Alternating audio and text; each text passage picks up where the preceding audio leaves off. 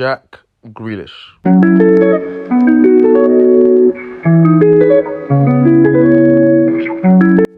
At a point in time, had the nation's heart. Labelled as England's next Paul Gascoigne, Gazza. He epitomised what it was to be a maverick in the modern game. Low socks, big calves, number 10, captain's armband, strolling around the pitch, winning games for Aston Villa. In many people's eyes, he was the truth. The absolute truth and nothing else. Skipping past players, drawing fouls. They were probably the only reason why Aston Villa stayed in the Prem. We all saw the outrage when it looked like Gareth Southgate had a vendetta against him. Not picking him for squads, etc, etc. When he did pick him for squads, not starting him, putting him on for little minutes. Everyone thought he done something to Gareth Southgate. And this is because at the time, he was the nation's sweetheart. As I said before, low socks, big calves, long hair.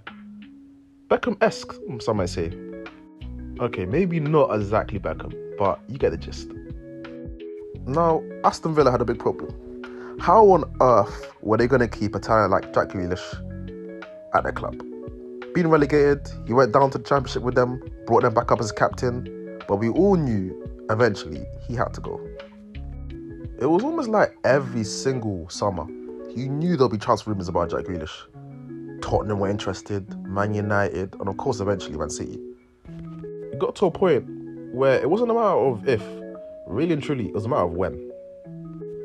And now at the time, he was being touted as one of the best players in the league.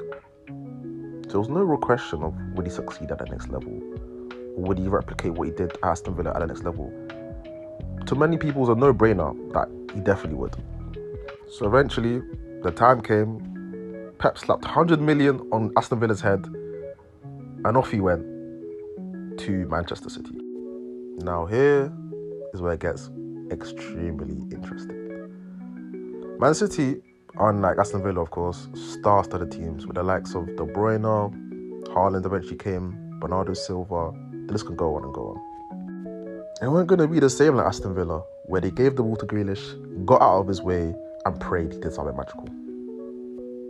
This, mixed in with Pep's, some may say, rigid attacking style, poses a question. How would Jack Grealish fit in to this Man City team? Now, to me, I thought it was common sense.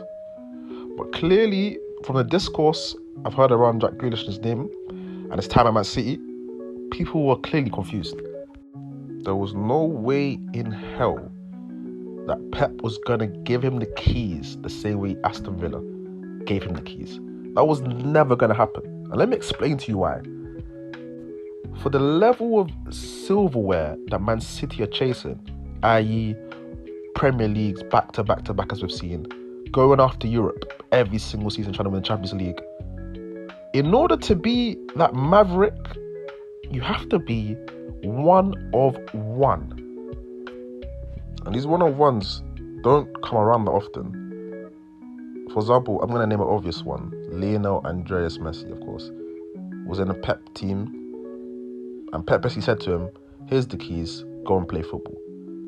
Now, talents like today, I know of recent, Mbappe's not had the best team success, let's say, with PSG and Real Madrid not winning the Champions League either. But he's the type of player you give the keys to and say, go play football.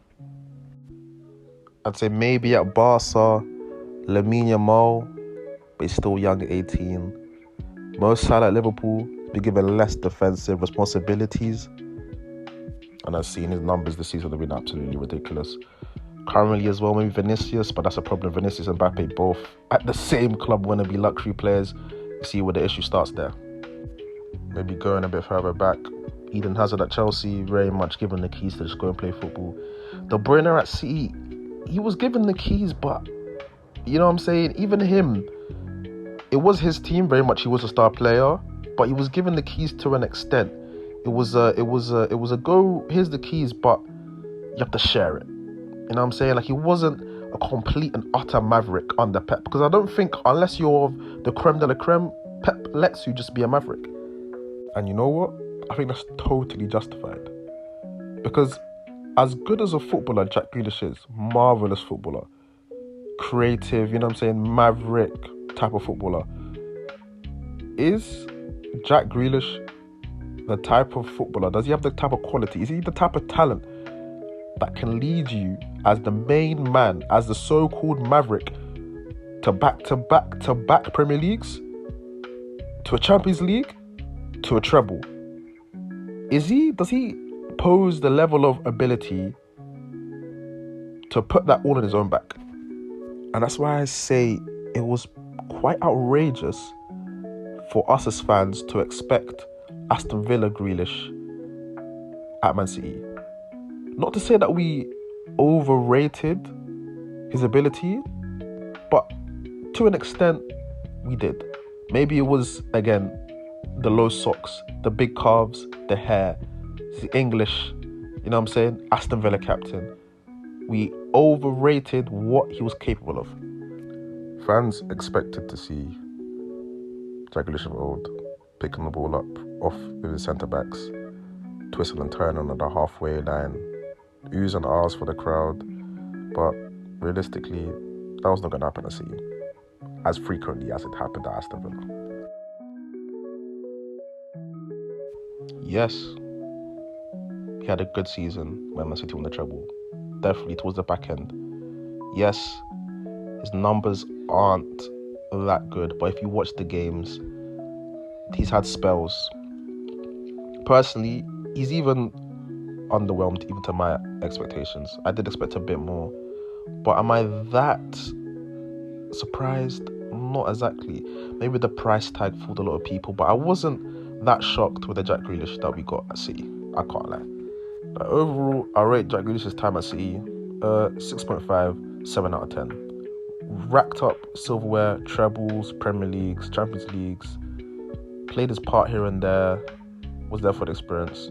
Now, I think it's time for him to go on to, I see he's linked with Everton, not linked with Spurs, but Spurs, he's like a Spursy type of player where he can really go and then again show off his flair, show off his maverick-like personality he has again, and we'll see a good 3 to 4 good years of Jack Grealish. Well, that being said, this is the end of the short form video on Jack Grealish. If you like a long version, please let me know below. Please like, comment, subscribe. This is I-TalkBall, and that was Jack Grealish.